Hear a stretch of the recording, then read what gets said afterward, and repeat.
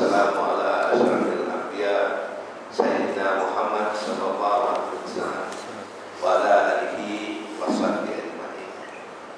Tuan Imam, rakan-rakan muslimin dan muslimat, pertama saya sangat bersyukur pagi ini kerana dapat bersama-sama jalankan ibadah sembahyang subuh dan tazkirah yang disampaikan, terutama mengingatkan kita bulan Maulid Rasul, dari kelahiran dan ke wafatnya Nabi Muhammad sallallahu alaihi wasallam.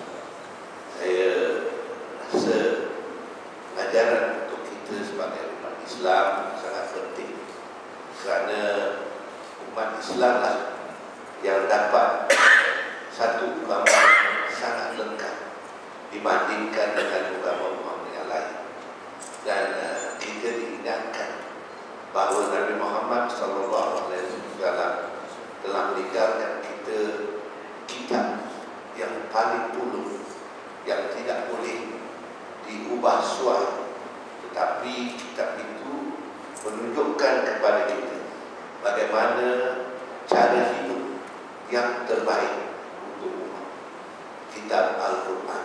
Itu sebabnya apabila Tuan Syaraf itu membaca sungguh lengkap, sehingga ayat-ayat wafatnya Nabi itu sudah sedia ada sebelum rancangan-rancangan dan kewujudan keadaan.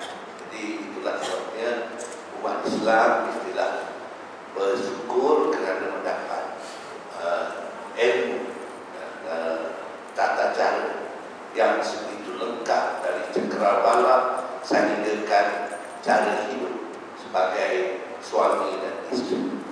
Dan ini diuruskan dengan sunnah. Jadi saya sangat bersyukur sama-sama dapat menjalankan bersama dalam majlis ini. Saya sangat percaya umat Islam mestilah bersedia. Saya mengingatkan diri kita semua sedia bahawa yang dalam penting dalam Islam seperti yang dikatakan oleh pencara tadi ialah kepimpinan. Jadi bagaimana kepimpinan Nabi Muhammad sallallahu alaihi wasallam dan kepimpinan sahabat-sahabat Sayyidina Abu Bakar. Jadi kepimpinan Nabi Muhammad yang boleh kita belajar ialah Nabi Muhammad sallallahu alaihi wasallam ialah orang yang sangat amanah. Jadi dia amanah, berarti semua tanggungjawab itu dijalankan dengan cukup teratur dan tertib. Orang yang amanah, ayat yang disampaikan oleh malaikat kepada dia disebarkan kepada yang lain dengan penuh tertib dan tak ada ubah tutur cela.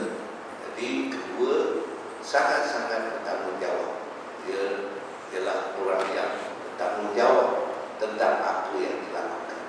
Jadi iktibar hari ini ialah marilah kita mendoakan supaya semua umat Islam mempunyai sifat-sifat tersebut, iaitu sifat amanah dan bertanggungjawab, supaya tidak lagi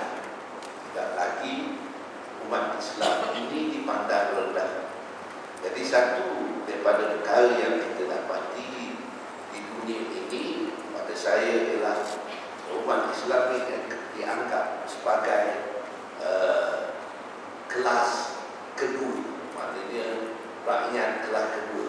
Lain Islam ni ada masalah, tetapi jawapan kepada kita masa depan ialah kepimpinan yang dibuat kepada Islam. Jadi oleh sebab itu tak ada orang yang mempersoalkan kepimpinan Islam. Maknanya ianya amanah, tanggungjawab dan semua harta tidak dijaga dengan baik. Tidak ada rasuah, tidak ada apa yang dikatakan penyelewengan. Jadi zaman Nabi sendiri menunjukkan, walaupun kita terlalu marah kepada orang Yahudi, tetapi